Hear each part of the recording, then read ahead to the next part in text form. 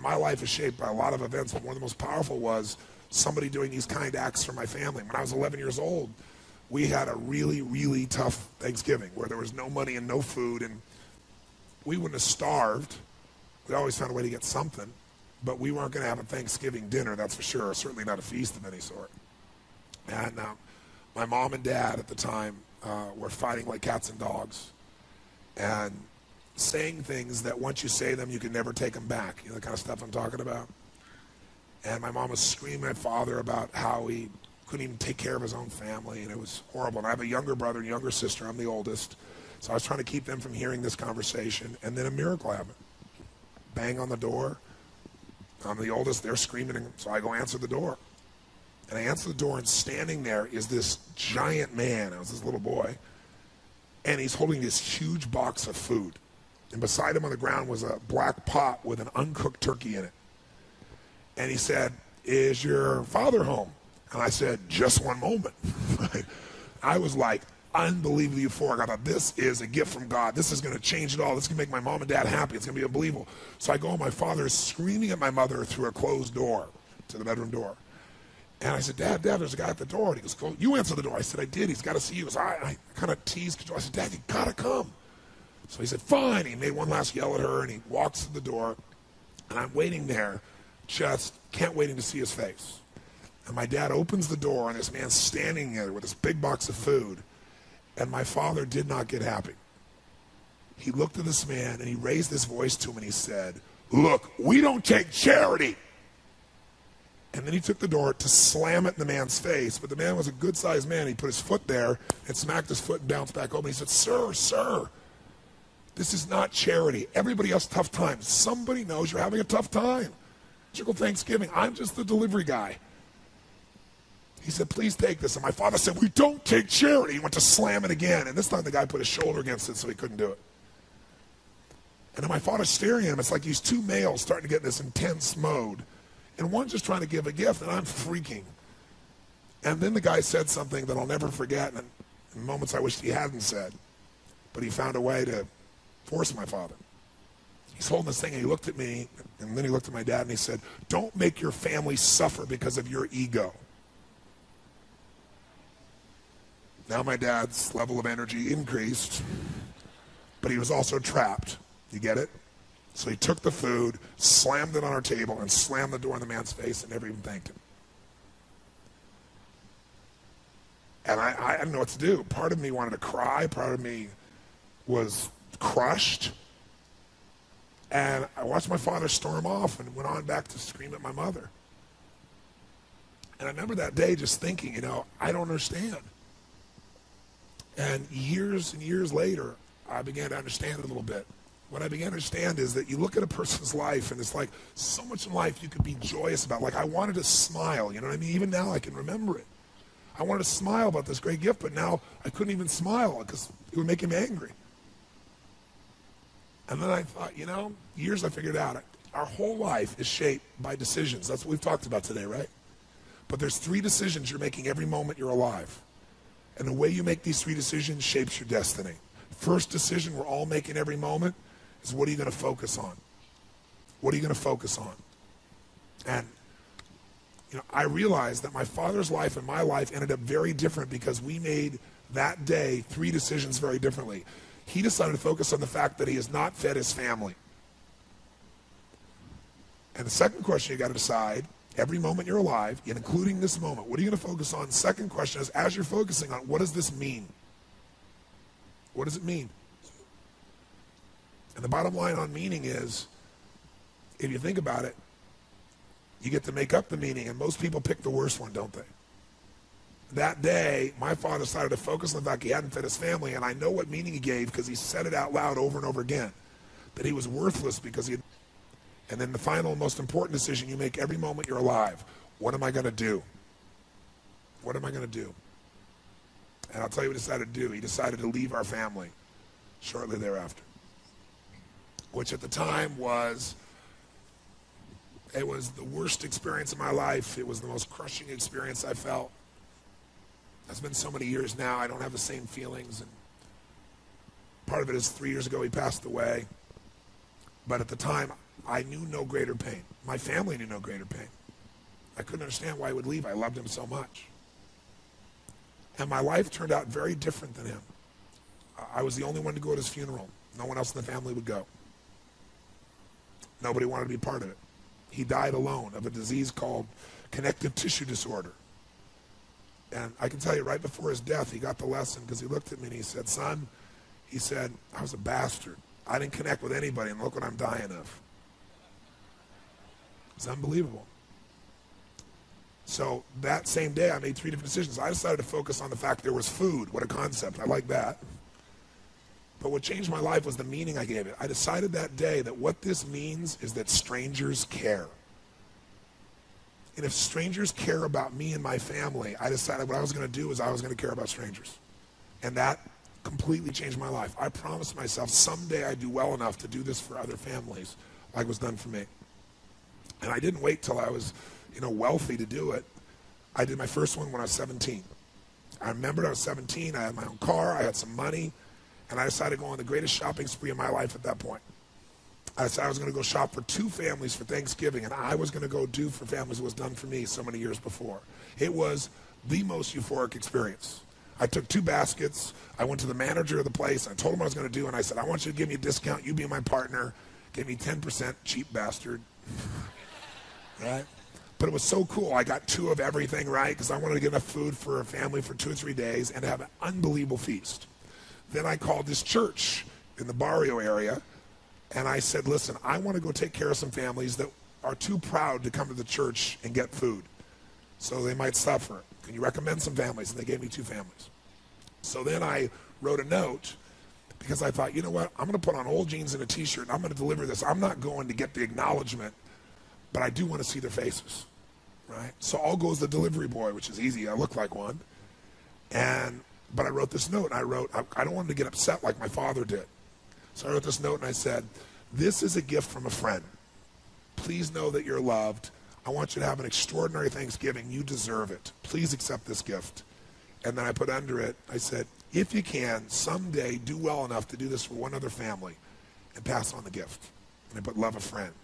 And then I realized I was going to an area that was more Latino, and I don't speak Spanish, so I thought, I got a friend to write on the back in Spanish so I could flip it around if there was a challenge. So I got one of my buddy's old vans, because I need a little room, put all the groceries in, and I drove to this house. And it was not what I expected, it was more. I got to this house, and I got 2 bags of groceries, and I banged on the door. Door opened, and this woman about this tall, right, stares up at me like this, right? And I said, hi. And it was very obvious she didn't speak any English, and she let out a scream when she saw the food. And by the way, this woman had 5 children and a husband. What I didn't know is the husband had left her 3 days before with no money, no food, and 5 kids. So I got these bags. So she screamed, and she grabbed me and started pulling my neck and like kissing me, right? And I said, no. I said, I'm the delivery boy. And she didn't understand a word I was saying. So I reached in my pocket and I gave her the note, flipped it over. She read it in Spanish, and then she started to bawl. So then she came and started kissing me again. I said, no, I'm the delivery boy. I'm, trying to show her. And she goes, no, gift from God. I said, I'm trying not to bawl. So I'm like, where do I put this? And I'm doing everything. I hold it together, like smiling, but I want to cry. And she just pointed. It wasn't a big house. It's like a room. So I went over and I put the stuff on there. And just as I'm trying to put stuff on there, I hear these screams. And all of a sudden, bam, bam, 2 boys hit me, one leg, then the other. These 2 little guys just tackle me, right? When they saw the food, they went crazy. When I saw the pumpkin pie, it was over. So I said, come out with me. And so they came out, and we kept bringing these groceries in. And I'm telling you, it was like, I don't know how to describe it. It was the most euphoric, fun, passionate, loving. It was like they're my little brothers, And so we brought all stuff in, and they were laughing, and one little boy just wouldn't let go of my leg, and he just kept looking up to me and hugging me, and I was like, but I had to go make the other delivery. So I turned to this woman, I said, I've got to go, And she said, okay, whatever her language was. I didn't know what it was, but I knew it meant okay, right? So I went to go leave, and then she grabbed my arm, and she started to have tears in her eyes. And I said, I wanted to say, Happy Thanksgiving, but I didn't know Spanish, so I went, Feliz Navidad. Figured it was close. you know? And she she went from crying to laughing, right? And then she grabbed and gave me this big hug, and the kids gave me these hugs. And I remember I got out and I walked off, and they were all standing on the porch. And I got in this little van, and I drove it out, and I turned it around. And as I went to turn it around, I looked in the rearview mirror, and I was feeling all this emotion building in my body. And I looked in the mirror, and I saw Mama standing in the porch with her kids, all the kids smiling. Mama sitting there crying hysterically and smiling from ear to ear. And I couldn't keep it together. I was right there, stopped in the street, and I started bawling uncontrollably. And I remember just thinking, this is a beautiful thing. Why is this making me cry? And, why is this a great thing? Why am I so emotional about this? And then I got it. I realized in that moment that the worst day of my life, my father leaving, had actually been the best day of my life. Because if I hadn't had that experience, I wouldn't be here today. And now because of that, I get to live this life. And I have the desire and the drive and the want to give in this way. And so I've really realized that the worst day was the best day, that was God's gift. The gift wouldn't have been there if he would have stayed. There's one that says, thank God for unanswered prayers. It's a story about this man who wants his prayer and finds out later on it wasn't fulfilled, right?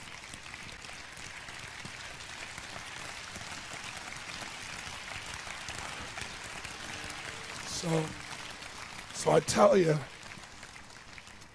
the story for a couple reasons. One is, if you want to change your life, figure out how your worst day was your best day. You'll change everything, because it is if you look for it. If you find the deeper meaning, it is. There's something in you that wouldn't be there without it. And the second reason is because I want to recruit your soul. Not for your money or business. I want to recruit you in this action of going and making a difference. I want to recruit you for you, because I know if you go do a few of these things, you'll get hooked, and you'll make it a ritual, and it'll change your life. Whatever things you do in your life, this is what it's really about. And, it won't be long before it'll be Thanksgiving here, and we still do this. I start out the first year, I fed 2 families, and the next year I fed 4. I'm going to double it. Next year I did 8, which was a lot of work. And I didn't tell anybody what I was doing, because I wasn't doing it for acknowledgement. I was doing it because it was right. But after a while, I thought I could use some help. So I got my friends together and said, you know what? Instead of just going and having turkey, let's give thanks. Let's go build baskets with food and great stuff, and let's deliver it to people. Then we'll come in and have a big dinner, and we'll talk about what we're grateful for and have our dinner. And so we did it, and it became a ritual, and it grew. And then I built some companies, and all my employees got involved. And then about 14, 15 years ago, I started my foundation. And last year, we fed over 1 million people now in 9 countries around the world, on Christmas and Thanksgiving. It's been a pretty amazing experience, right? Thank you. Thank you. Thank you. Thank you. Thank you. So I thank you for your applause. I wasn't telling you for that reason. I want to recruit you. And you can give your money, but I'd much prefer if you would just go deliver the food. Because I'll tell you what's great. You'll be changed by that. It's easy to give money. But when you enter an environment and you give, you don't give as the giver. You go as the delivery person, but you're really the one that made it. It'll absolutely change your life. Hi, I'm Tony Robbins. Listen, right now there's a debate raging in this country, especially in an election year, and it's a debate about how to solve the economic problems that we're all now facing. We've spent beyond our means for decades as a nation, and now we're getting to a tipping point, one that's so significant, one that's so dangerous that even the S&P acted to lower our sovereign credit rating for the first time in history. I think we all know that politicians, whether they be congressmen or senators or even presidents of the United States, whether they be on the right or the left, they tend to promote whatever supports their ideology, whatever they believe in, or unfortunately, whatever will get them elected or maybe reelected. But if you're independent in your thinking, the raw and real facts, the data, the simple facts can be extremely helpful in answering this big current political debate, which is how do we become solvent once again as a nation? Can we get there just by raising taxes on, quote, millionaires and billionaires? Can we truly cover all our expenses by just soaking the rich? Or do we have to, as painful as it might sound, find a way to cut some of our expenses, even the difficult ones? Liberals say tax the rich and that'll do it. Conservatives say that'll destroy the economy and you have to cut expenses. Common sense, I think, says that we have to do both. Wouldn't you agree? Well, regardless of your political point of view, I think this quick video will give you a really cool perspective on the size of our economic challenge by demonstrating, based on this year's expenses, what our current Congress and the President has set up for 2012, what will it take in taxes to cover it all? What would it take? If we taxed all the richest corporations, the richest people, will it cover it, or how much more would we need? I think the answer might really blow your mind. So let's talk about these numbers, 1 million, 1 billion, and 1 trillion. I mean, you see these numbers being thrown around every day of our lives, and you hear the numbers like 1 trillion today. You never hear 1 million when you talk about the federal government. It's always billions and trillions are often discussed over pizza today. So how much is 1 million versus 1 billion? Our minds kind of go numb. One way to do it is to convert into something that you can relate to, like seconds. If I asked you, how long ago was 1 million seconds ago, what would your first gut reaction be? Don't try to think in your head, just in your gut. What's inside you? 1 million seconds, would that be a day ago, 1 million seconds ago, a week ago, a month ago, a year ago, 10 years ago, 20 years ago? What would you guess? The answer is 12 days ago. 1 million seconds was 12 days ago. Now, on the other hand, what would you say 1 billion seconds ago was? Well, again, if it's 12 days for 1 million, what would 1 billion seconds come up to? How far back would we have to go to get to 1 billion seconds so we get a sense of proportion? Well, some people might say, well, if it's 12 days for 1 million, maybe it's a year or 10 years or 20 years. No, in fact, it's 32 years to get to 1 billion seconds ago. It'd be 1980. To give you a perspective, President Carter was the President of the United States at that time. We had movies like The Shining or The Empire Strikes Back. In Iran, they had Americans hostage, if you remember that. Some conflicts, I guess, don't change no matter how long you go back. So that's the difference. 12 days versus 32 years. 1 million versus 1 billion. But the number we hear thrown around these days by politicians is $1 trillion. And the truth is we have $15.4 trillion in deficit in this country. And that doesn't count the unfunded liabilities that come from Medicare and Social Security, which some statistics show that it's up to $117 trillion. So how long would 1 trillion seconds ago have been? Again, 1 million is 12 days ago. 1 billion, 32 years ago. What would you think 1 trillion would be? 500 years? 1,000 years? The answer is 32,000 years, just short of 32,000 years. And to give you an idea, that's when man wasn't even known as man. When Homo sapiens, were in a very rare and unique form a long, long time ago.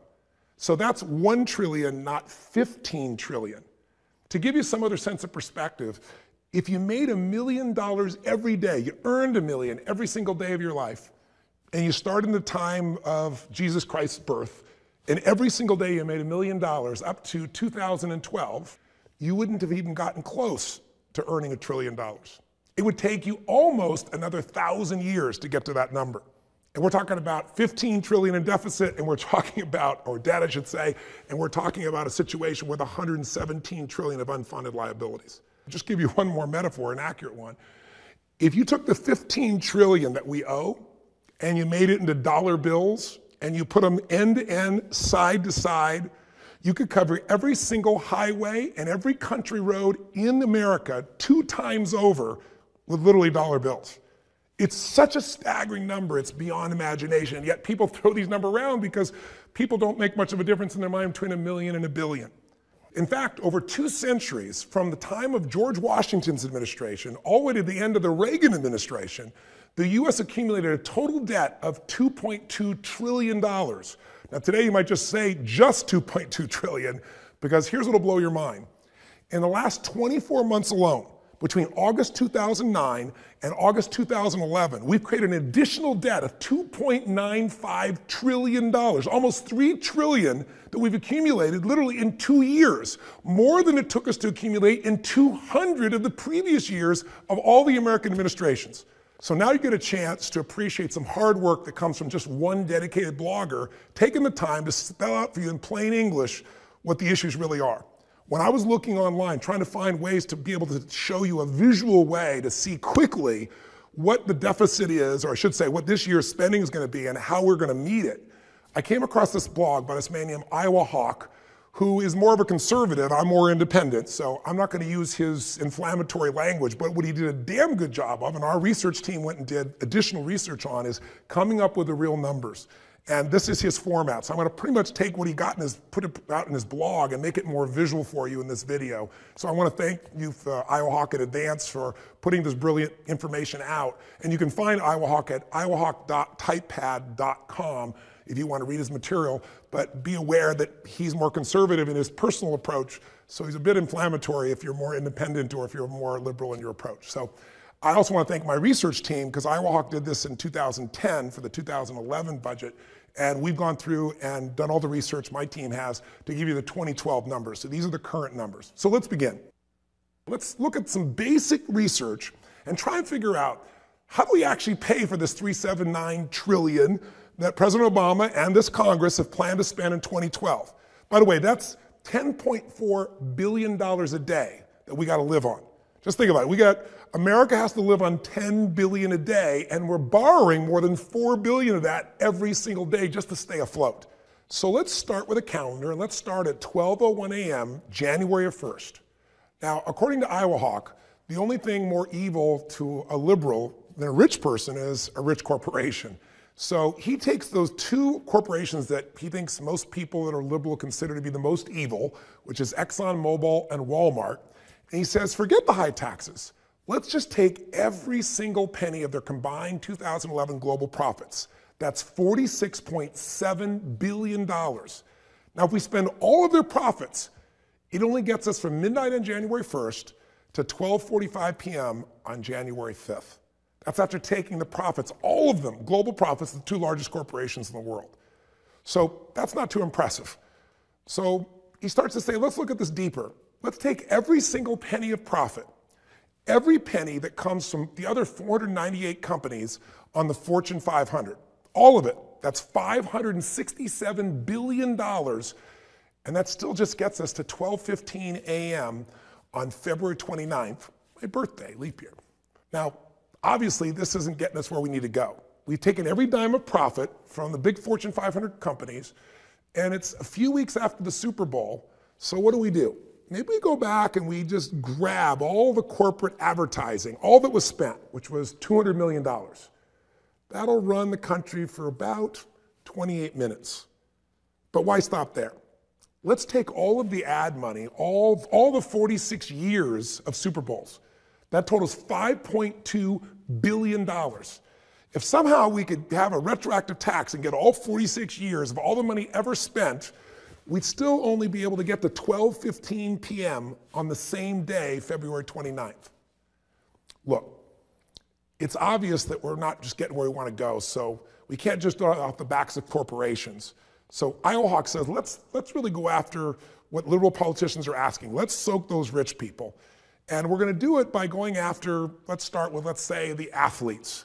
They get these obscene sports salaries, and they're not really adding any value. So let's just take all of their salaries from both the NFL, the NBA, the NHL, Major League Baseball, not their endorsement deals, but all of their salaries. And let's also take the winnings of the PGA Tour and the money spent on NASCAR, put it all together. And that's $10.1 billion. Now I want you to remember, it takes $10.4 billion just to fund the country every day. So we don't even get a day out of it.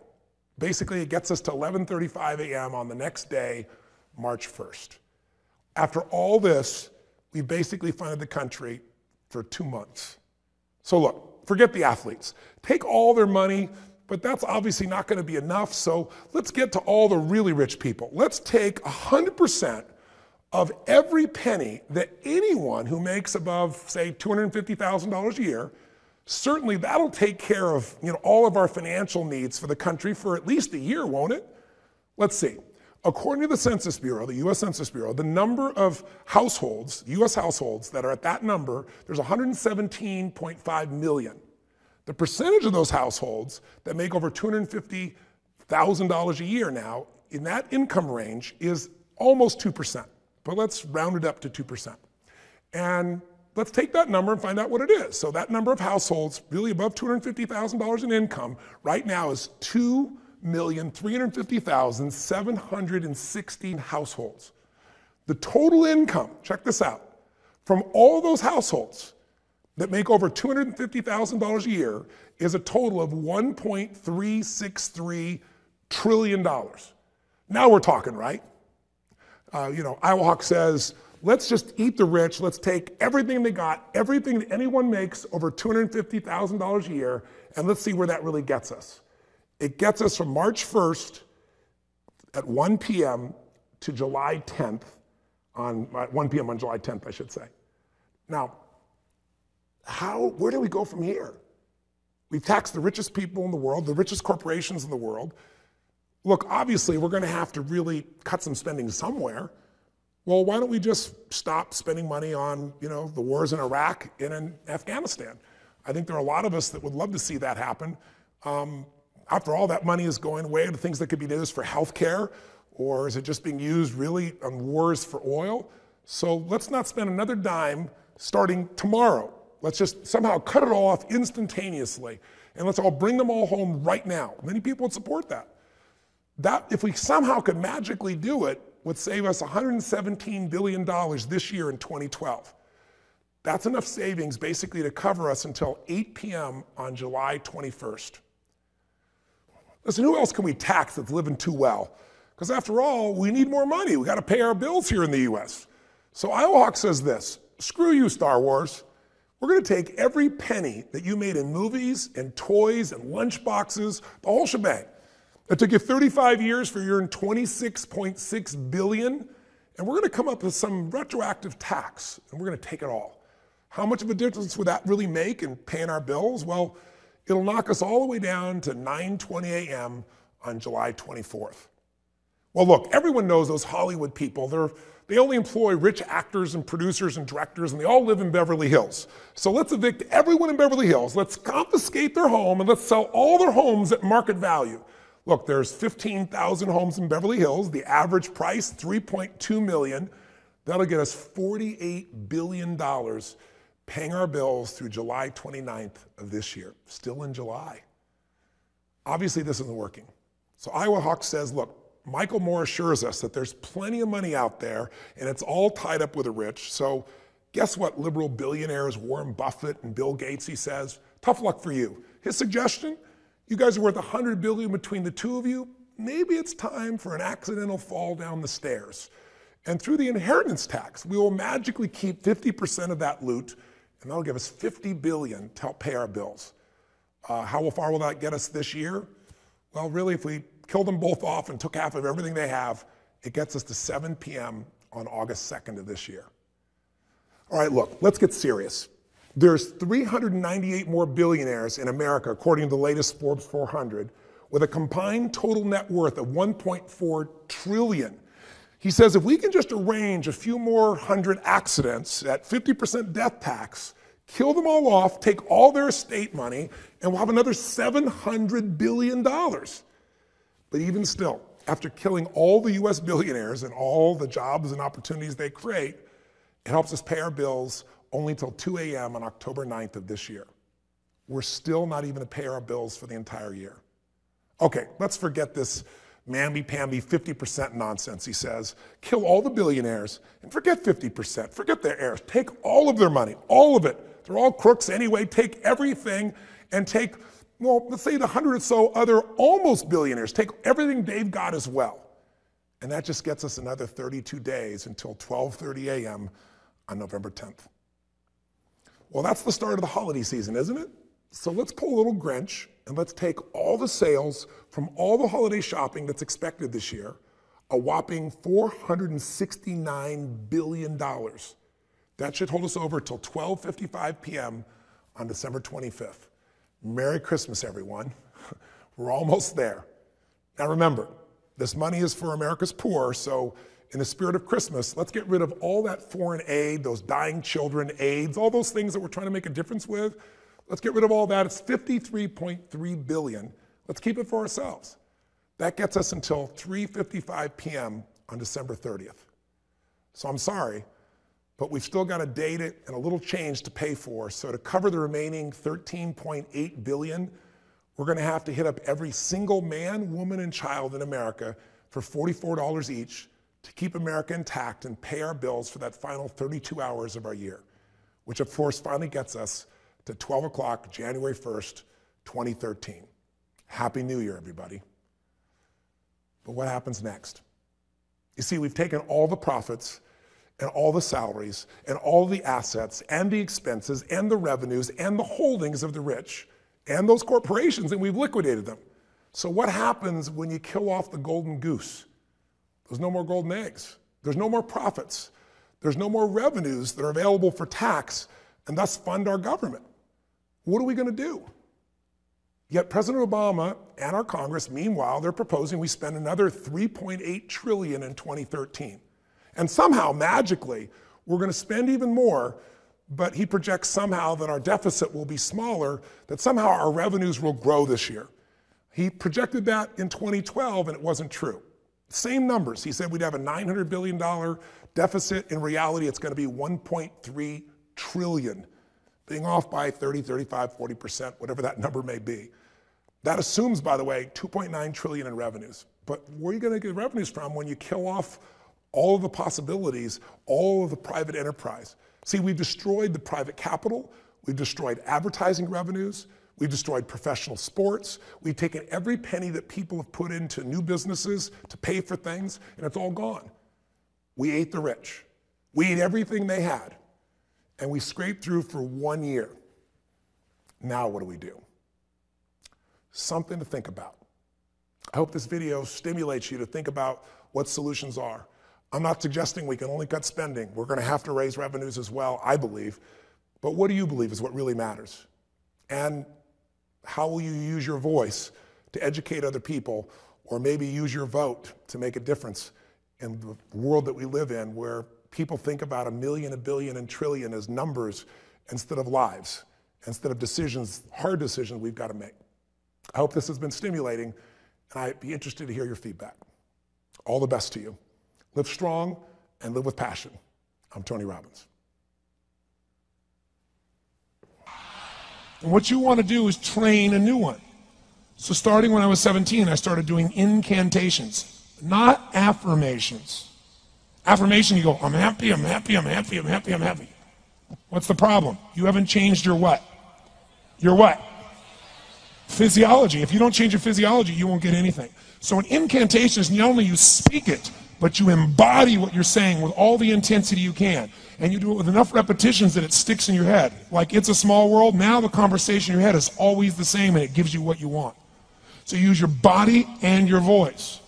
So 17 years ago, I started doing things. I was working for Jim Rohn, this speaker, and I was 17 years old.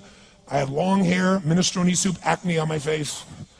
And I was trying to call on Bear Stearns type of people and convince them why they should go to this man's seminar and be more successful. I was driving a 1968 Volkswagen that I had earned at $40 a week as a janitor.